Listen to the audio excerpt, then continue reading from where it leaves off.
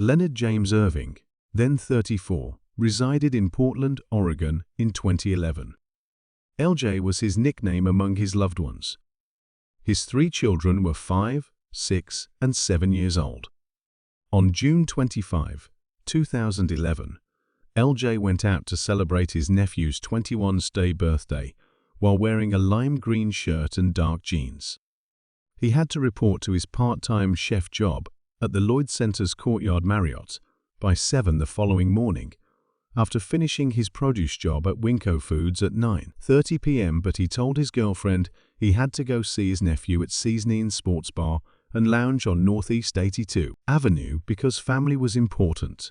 Lamar Lovett Hill and another man were arguing outside the bar around midnight when LJ intervened to mediate the conflict. LJ then crossed the street with his nephew to arrive at his minivan in the Happy Fortune Chinese restaurant's lobby. But before they could enter and leave, someone shot Lamar in the neck and killed LJ by shooting him 4 times in the back. The owner of Seasoning's restaurant, Samuel Thompson, claimed that he was in the back lounge, where Benson High School graduates were enjoying their 10th reunion, and that he did not hear the gunfire. But after 12:30 a.m., Thompson realized something was seriously wrong. When customers rushed into his store, Thompson hurried across the street and discovered LJ lying on his back next to his van with the driver's door open. At 12:37 a.m., Thompson double-checked his respiration before dialing 911. I joined him on the ground and sat down. I had my hand on his arm, Thompson claimed. LJ's aunt went to his mother, Lucy Marsh's residence after learning that LJ might have been shot, and the two of them drove to the crime scene together. Lucy discovered LJ was no longer alive there. She said that my son was a bystander who was shot by a coward. Adrienne Milan, LJ's girlfriend, claimed that at first she believed it to be a nightmare. While caring for LJ's 3 young children and her own 4-year-old daughter at home, she received the news. I cried a little bit to myself inside the pillow. Why do people do this? Adrienne questioned. Why is it so simple for people to obtain firearms? It still seems strange. He might still be at work, I suppose. Perhaps he hasn't really left. How he can be there one day and not the next is absurd. The fact that it was cold-blooded without cause hurts a lot. LJ was born and raised in Portland, although he visited his father frequently while he was in high school there. He was a devoted father who saw his kids on his days off and on the weekends, and he was important to us because he had a desire of becoming a chef. LJ has been under federal supervision since June 2009, after being sentenced to 60 months in jail in federal court for supplying illegal drugs in 2005. The sister claimed, "I thought my heart was broken at the time, but I'm glad that LJ accepted responsibility for his deeds and did his time without placing blame on anyone else." His family said that he had grown up since getting his GAD and had worked arduously since being released to support his kids by working 2 jobs. Sadly, the case became cold quickly after the inquiry began because there were little leads for the investigators to pursue. Then, in January 2023, Jawan Marcion Polk, age 37, was detained in relation to what had occurred to LJ Irving. Since May 2022, Polk has been a resident in the Multnomah County Prison for another case in which he is accused of similar offenses. In that case, he entered a not guilty plea. Chuck Lovell, the head of the Portland Police Bureau, expressed his excitement about the arrest. In our conversation today, LJ's mother expressed her gratitude to the investigators for their hard work. In a statement, Lovell said, "I agree that this arrest is the result of almost 12 years of careful, meticulous work by investigators.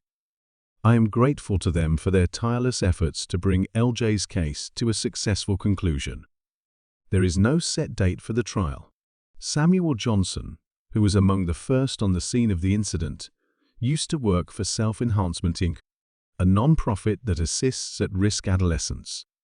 He quit SEI to launch his own company, However, he started Recapture the Village as a personal initiative to encourage the neighborhood to take action against such attacks. Following the fatal shooting of Andre Payton, a 19-year-old on his SEI caseload in Old Town, a case that is still open, Thompson concluded by saying that Portland needed to wake up and that this was a call to action. The neighborhood needs to resume preaching love. There have been far too many senseless deaths. It must be comprehended. A decent man in LJ had passed away. On April 13, 1996, in Memphis, Tennessee, Morgan Bauer was born.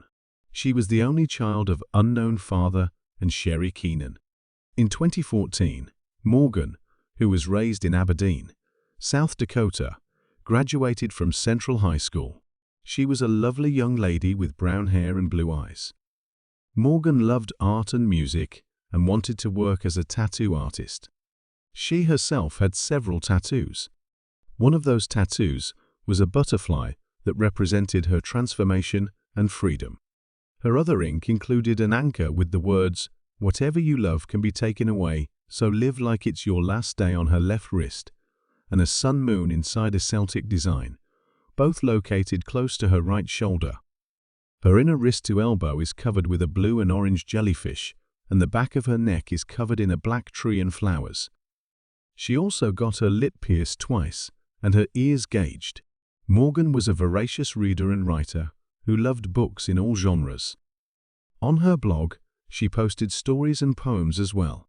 Since she was 3 years old, Morgan has been a great dancer and performer. She took part in a variety of events and performances. When she reached 18, she first began dating Josie Rodriguez.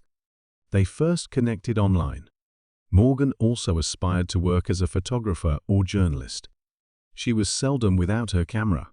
Morgan used a variety of social media sites.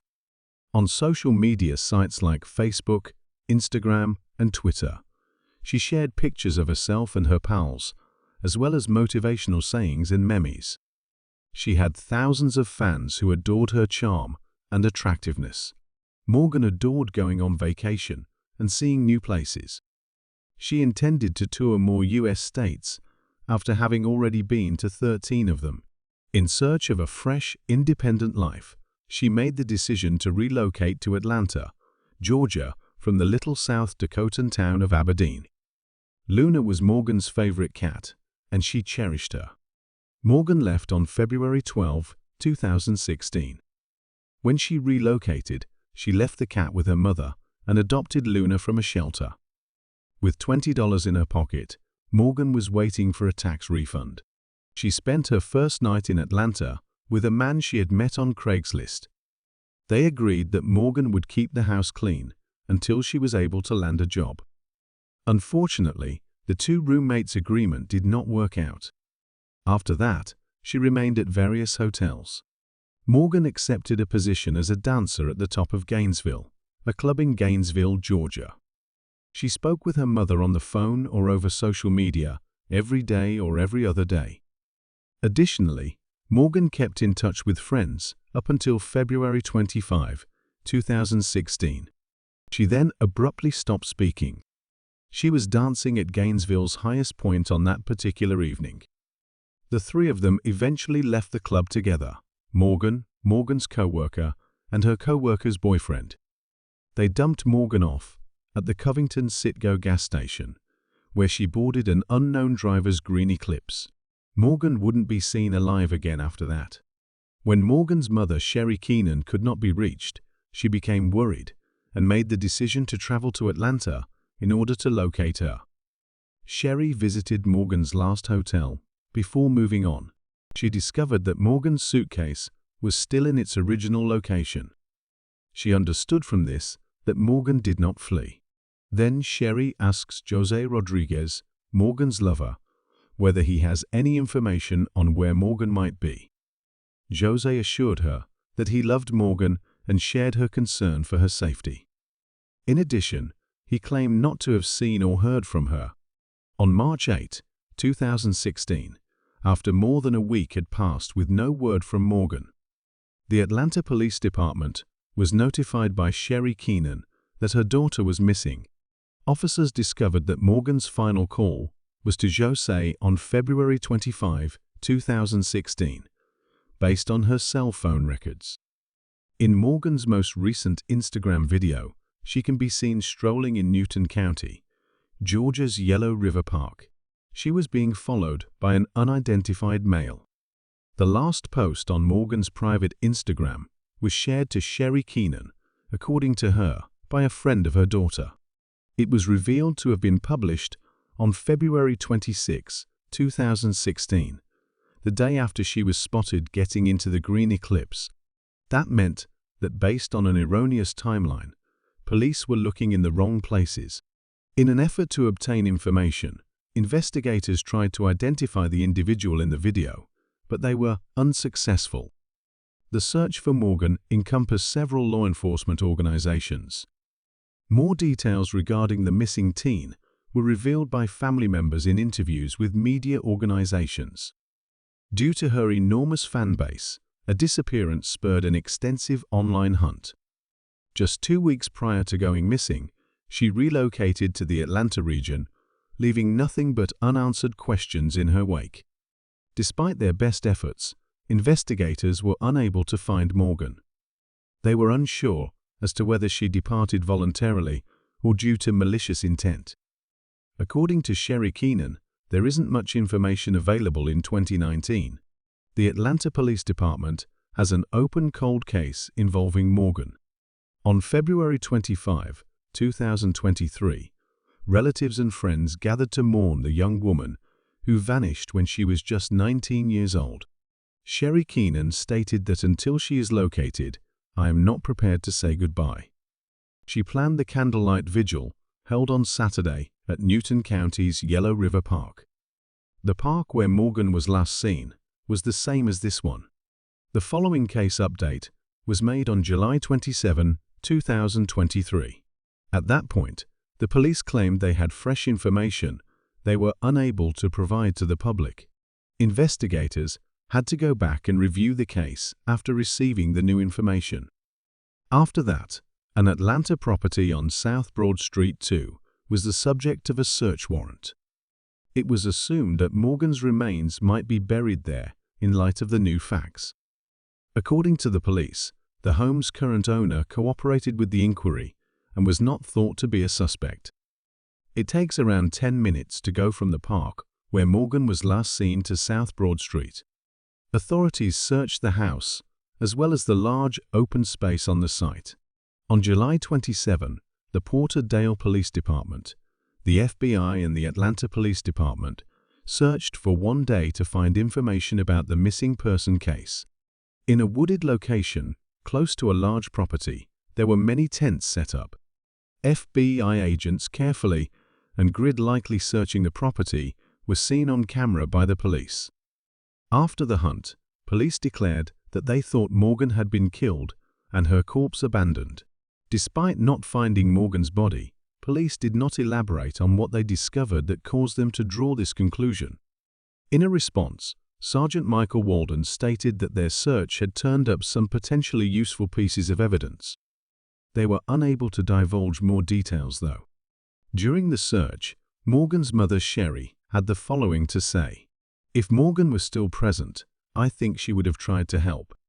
She would have gotten in touch with her grandmother, even if she had no interest in speaking with me." She continued by saying that she gave her baby girl something to keep her safe the last time she saw her. "We didn't actually speak, but I did give her a penny. I advised her to keep the penny with her in her pocket to keep herself secure. I am not aware of the identity of the friend she was with. That was the last time I ever saw her before they left." Before she departed for Atlanta, Morgan was with a man whom Sherry did not identify. Sherry had a sneaking suspicion that her daughter's case would be significantly advanced by the fresh facts and the property search. The couple who were last seen with Morgan, according to Casey McClure, who runs a non-profit that offers outreach to exploited women and has been with the hunt since it started. McClure added that the detectives had a direct conversation with the pair after receiving a tip. Officers recognized them, and they were more commonly referred to by their last names in public: Warren and Gobble. Gobble, according to McClure, was very kind, courteous, and well-mannered, and appeared worried for Morgan. Warren, on the other hand, had a strict attitude. The City of Porterdale Police Department published the following on Facebook on Saturday, August 5, 2023. In connection with this ongoing investigation, Porterdale police officers secured arrest warrants, leading to the detention of 2 people. The investigation is still being aggressively worked on by the investigators, who are in close contact with our district attorney and his office as it develops. In the announcement of the arrest, Police Chief Jason Cripps expressed his gratitude to the other agencies for their assistance. This represented the first new information in Morgan's over 7-year disappearance. In connection with Morgan's case, 27-year-old Jonathan Alexander Warren was taken into custody in Los Angeles.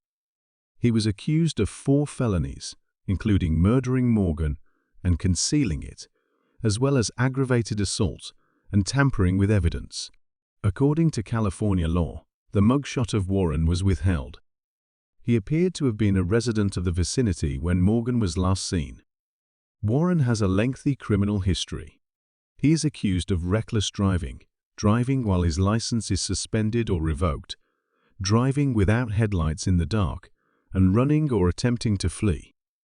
When he committed these acts, he was 22 years old. Most significantly, South Broad Street, Porterdale, was mentioned as the address.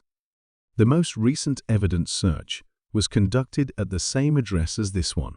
Caitlin Goebel, a 27-year-old Peoria, Illinois, resident who was detained in connection with Morgan's case. She was accused of concealing her involvement in the murder of Morgan and tampering with evidence, which are both felonies. She's being detained in the Peoria County Jail right now. Additionally, her mugshot was withheld. Police declined to comment on the nature of Morgan's connection to the couple. District Attorney for Newton County, Randy McKinley, expressed his office's hope that Morgan's family will soon see justice. "I always consider things from the victim's, or in this instance, the victim's family's perspective. This family has been anticipating what has transpired for years." He added that they were still awaiting the return of Warren and Gobble to Newton County so they could start reviewing the case files. "Until the arrest is made, we typically do not have access to the whole case file. To review the case file, we therefore require time." Morgan's mother was not prepared to talk on camera about the news of the arrests, according to McKinley, who added this on Monday, August 7, 2023. Instead, she wrote an update on the popular Missing Morgan Facebook page. Morgan was praised by Sherry Keenan as charming, kind-hearted, gorgeous, and humorous. Additionally, she mentioned how Morgan was her greatest friend and how much she was missed. Since Morgan is still regarded as missing under existing law, we are unable to reveal his speculation that she wrote. Nevertheless, we are quite happy that arrests have been made. This is still being looked into. Following the arrest, Morgan's friend Paxton Gilbert had the following to say: "It is quite a shock. The last 2 people saw with my pal Morgan were these 2. I simply need to know what transpired." Since they informed the investigators, they even told her mother that dropping her off at the gas station was their final interaction with her. Investigators learned some new information thanks to an informant. In light of this, investigators ought to re-evaluate Warren and Gobble. Investigators had their suspicions about the pair reinforced by the evidence that had been uncovered at their residence. The couple's admission of guilt and disclosure of the location of Morgan's body are desired in order for Morgan's family and friends to begin the healing process. A rotting body was found on June 4, 2006, by hikers in Colorado's South St. Vrain Canyon, a few miles from Lyons. Officers and investigators found that the female body appeared to have been removed by a predator from a shallow grave. Near the grave, deputies discovered a set of yellow ski trousers a sleeping bag, a pillow, and a pillowcase, all nicely folded. Investigators were unable to recognize the woman by her fingerprints due to the state of her body. According to the sheriff's office, the only item investigators discovered alongside the woman's body was a ring.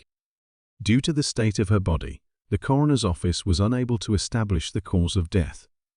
Her body had been buried, and foul play was thought to have occurred.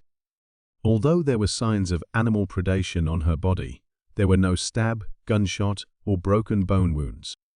The coroner stated that strangling could not be ruled out. The body and the area surrounding the grave, which was about 14 inches deep, both contained about 50 pounds of a white powdered substance containing calcium oxide, popularly known as quicklime. The victim's identity is being sought after by the sheriff's office. Numerous suggestions, including details of missing women from around the nation, were investigated. The Boulder County Sheriff's Office's Jason Oakers recalls how tragic it was because of the large number of missing women in the metro region and country, as well as what the family members were going through. The National Missing and Unidentified Persons System, the National Center for Missing and Exploited Children, the Colorado Bureau of Investigations, and other organizations' resources were used by the sheriff's office to follow up on hundreds of names in an effort to find the victim. The victim's friend gave the sheriff's office a tip in October 2006 that she was missing.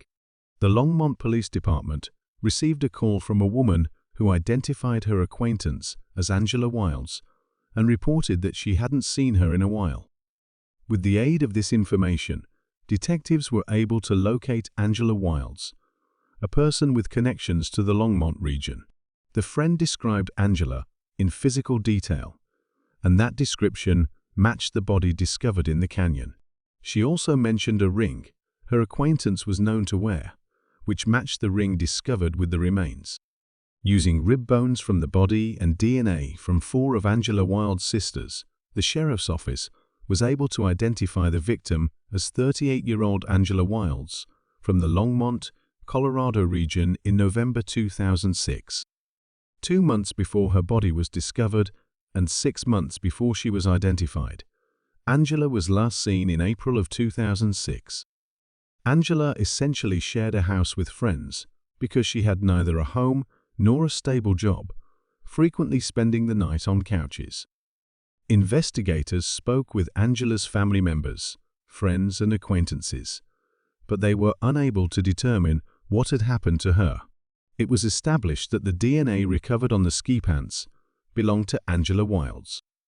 Additionally, the sleeping bag, pillowcase, and pants all had DNA from an unidentified male contributor. The Colorado Bureau of Investigation provided information to investigators on January 22, 2009, establishing a DNA connection between John Angara and the murder scene. Investigators were able to investigate into any ties between Angela and Angara once they had both names. They discovered that numerous witnesses had claimed to have seen them together in late 2005 and early 2006. His DNA was found to be the main contributor profile on the pillowcase, and in the sleeping bag after a buccal swab from Angara was compared to the objects collected from the incident. An Alaskan detective from the Anchorage Police Department interviewed Angara on August 26, 2009. According to Angara, he attended a diving school in Texas in February or March of 2006 before traveling to Colorado. He remained there until July 2006, residing in Canyon City, Longmont, and Monte Vista. During the interview, he stated that he had moved to Alaska in August of that year, and asserted that he did not know anyone by the names of Angie or Angela when presented with her picture. When the Boulder County Sheriff's Office re-interviewed him in September of that year, he once more denied knowing anyone with the names Angie or Angela. Additionally, he vehemently denied camping in the vicinity of the incident on South Street. His family relatives claimed that Angara frequently tented, hiked, and explored a cave in the South St. Vrain area. About 3 or 4 miles outside of Lyons on Highway 7, the cave was located. His parents said that his sister remembered leaving him in the vicinity of where Angela's body would subsequently be discovered. An arrest warrant for Angara was prepared by the investigators and approved by the judge. Then, in 2010, he was detained and accused of murdering Angela Wilds. When officials issued the order for his arrest on March 5, 2010, the Fort Collins, Colorado resident Angara was spending time in an Alaskan jail for a probation violation charge. The date of his preliminary hearing was July 12, 2010. After this hearing, however, a judge ruled that there was insufficient probable cause to uphold the charge, and the case was dismissed. It was determined that there was insufficient proof to proceed with a prosecution. At the hearing, public defender Seth Tiemann stated that they must first present proof that John Angara killed her. Judge, they haven't done that. They are unable to identify him at the location where her body was discovered, let alone describe the circumstances surrounding her death. The Colorado Supreme Court made the decision not to reconsider the judge's ruling the following summer. Several others who knew Angara after the preliminary hearing regarded him as erratic, and one witness claimed to have seen him attempt to strangle one of his ex-girlfriends. For a number of years, the Boulder County Sheriff's Office and District Attorney's Office kept working on this case, interviewing fresh witnesses and seeking advice from a forensic pathologist with assistance from the Colorado Bureau of Investigation and the Federal Bureau of Investigation. This included ex-girlfriends who claimed that Angara was frightening, envious, and possessive, and that he had even gone to the extent of attempting to choke them. One witness claimed that specific female names, such as Angela, would incite hatred in Angara. A pathologist examined Angela's case in 2015. He came to the conclusion that she had been murdered, but he couldn't state with certainty why. The pathologist claimed that he had taken the results of the investigation into account, including the fact that Angela had been discovered naked and covered in lime in a remote forested region. Finally, he concluded that it was most likely an asphyxia event. When this decision was made, the previous alleged incidents of strangulation against John Angara were unknown to the pathologist. An ex-girlfriend of Angara, who was no longer in touch with him, had a lot to tell the detectives. Before that, in 2009, she claimed that the Angara never choked her. However, this time, in 2023, she admitted to detectives that her boyfriend had frequently strangled her throughout their relationship. She claimed that she had once destroyed her tent in a fit of rage after refusing to live with him in the woods. She claimed that when he was drinking or taking drugs, he became more erratic and frightening. Angara and Angela were spotted together in the Bar El Hotel in Longmont, Colorado, which is about 10 miles from the crime scene in the South St. Vrain Canyon, along Highway 7, according to 2 additional potential witnesses who came forward to the police in December 2022. The two had remained there between December 26, 2005 and January 4, 2006, according to records uncovered by police, who had searched the lodgings. Authorities submitted their findings to a grand jury as a consequence of their investigation over the previous year. That grand jury returned an indictment on February 16, 2023. Until Angara was arrested into custody in Alaska, the indictment was sealed. John Michael Angara, 53, was detained in Anchorage, Alaska on March 9 in relation to what happened to Angela Josephine Wilds. A $1 million bond was imposed for him. We were able to further our investigation into the case of Angela Wilds, according to Boulder County Sheriff Curtis Johnson, and I'm glad about that. I am pleased that our investigators persisted in pursuing this unsolved case. Call Detective Mike McKinley at the Boulder County Sheriff's Office at 300-341-4692 if you have any information on this case involving Angela or John Angara. Tammy Benson, an older sister of Angela, expressed her hope that everyone would pay attention this time and that the judge would give him what was due. Her sister was characterized as lovely and nice by Tammy. Her prayers were heard when the authorities filed a second charge against Angela.